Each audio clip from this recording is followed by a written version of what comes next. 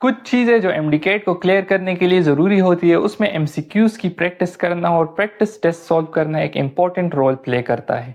बहुत सारे स्टूडेंट को ये मसला होता है कि उन्हें एमसीक्यूज़ की प्रैक्टिस की समझ नहीं आ रही होती, उनको पता नहीं होता कि कैसे एमसीक्यूज़ सॉल्व करने हैं, कहाँ से एमसीक्यूज़ सॉल्व करने हैं, और एक राइट स्ट्रेटजी क्या होनी चाहिए एमसीक्यूज़ सॉल्व करने के लिए। तो इस वीडियो में मैं आपको एक डिटेल गाइडेंस दूंगा कि आपने एमसीक्यूज़ की प्रैक्टिस कैसी करनी है, आपने एमसीक्यूज़ की प्रैक्टिस कहाँ से करनी है, और एक राइट स्ट्रेटजी क्या होनी चाहिए एमसीक्यूज़ की प्रैक्टिस के लिए। बहुत सारे ऐसे स्टूडेंट होते हैं जो बहुत ज़्यादा आसान एमसीक्यूज़ सॉल्व करते हैं, बहुत ज़्यादा इजी एमसीक्यूज़ सॉल्व करते हैं। दूसरी तरफ कुछ ऐसे स्टूडेंट भी होते हैं जो बहुत ज़्यादा डिफिकल्ट एमसीक्यूज़ की तरफ चले जाते हैं, जो उनके लेवल के ही नहीं होते। तो आपके ख्याल में किस स्टूडेंट का एडमिशन होगा?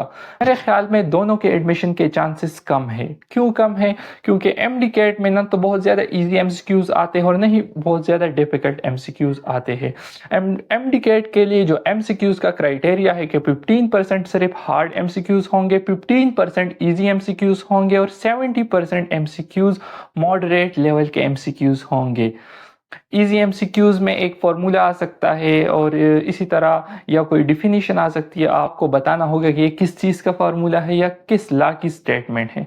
इस तरह डिफ़िकल्ट एमसीक्यूज़ में आपकी एप्लीकेशन बेस्ड एमसीक्यूज़ आते हैं और मॉडरेट लेवल में वही जो इजी न्यूमेरिकल्स होते हैं वही आते हैं, या फिर कोई पॉइंट आपसे पूछ लेते हैं बुक का, तो मॉडरेट लेवल एमसीक्यूज़ में वो आते हैं। आपने इस तरह एमसीक्यूज़ की प्रैक्टिस करनी है कि ये सारे तरह के एमसीक्यूज़ सॉल्व हो जाए, ना बहुत ज़्यादा आसान ना बहुत ज़्यादा डिफ़िकल्ट एमसीक्यूज़ की प्रैक्टिस करनी है।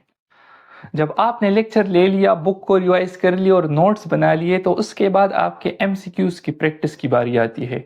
तो मेरे ख्याल से मैंने भी जो किया था वो सबसे पहले मैं टॉपिक वाइज एमसीक्यूज़ सॉल्व करता। टॉपिक वाइज एमसीक्यूज़ जब आप सॉल्व कर लेते हो तो आपको पता चल जाता है कि इस टॉपिक से किस तरह के एमसीक्यूज़ आने हैं। इसके बाद आपने चैप्टर वाइज एमसीक्यूज़ सॉल्व करने हैं।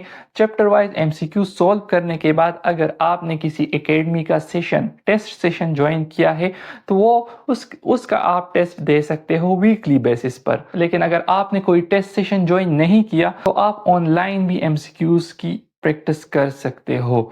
अब एमसीक्यूज़ प्रैक्टिस के लिए आप किसी एक सोर्स पर स्टिक रहोगे तो वो आपके लिए फ़ायदेमंद साबित नहीं होगा।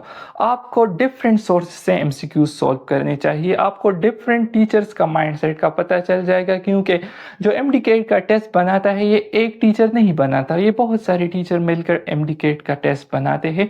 तो आपको मुख्तलिफ माइंड के टीचर्स या मुख्तलिफ माइंड के स्टूडेंट्स के एमसीक्यूज़ का पता होना चाहिए।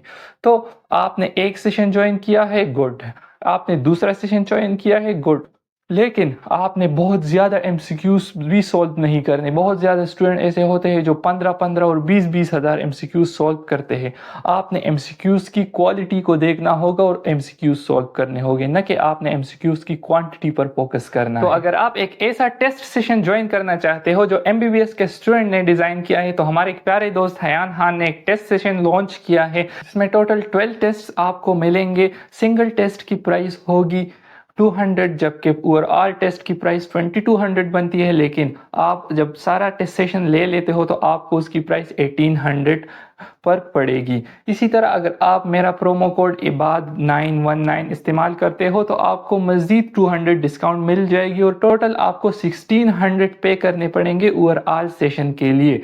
तो जो भी डिटेल्स आपको चाहिए उनका व्हाट्सएप नंबर मैंने डिस्क्रिप्शन में डाल दिया है, आप वहां से वो डिटेल ले सकते हैं। ये टेस्ट जो है वो एमबीबीएस के स्टूडेंट ने डिज़ाइन किया है जिन्होंने अपना एमडीकेट फर्स्ट अटेम्प्ट में क्लियर किया है।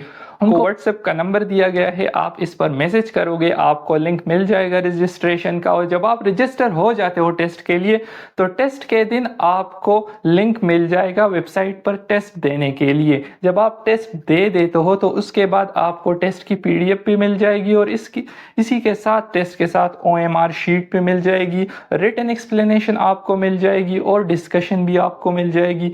इसी तरह आपको लीडरशिप बोर्ड भी मिल जाएगा जिसमें आप देख सकेंगे कि आपका रैंक कितना है। तो जिस एकेडमी का आपने टेस्ट दे दिया और आपने उनके एमसीक्यूज सॉल्व कर लिए और आपका रिजल्ट आ गया, तो रिजल्ट में आपने उन एमसीक्यूज को देखना है जो आपसे गलत हुए हैं। आपने उनकी डिस्कशन देखनी है या आपने उनकी एक्सप्लेनेशन देखनी है कि वो आपसे क्यों गलत हुए हैं, आपसे कमी किधर हुई है।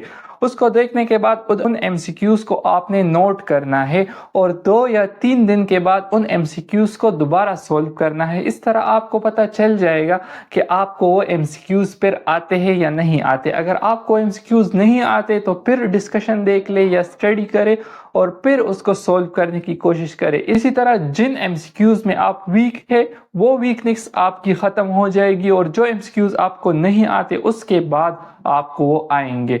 तो इसी तरह टेस्ट तक MCQs की प्रैक्टिस ऐसी जारी रखनी है।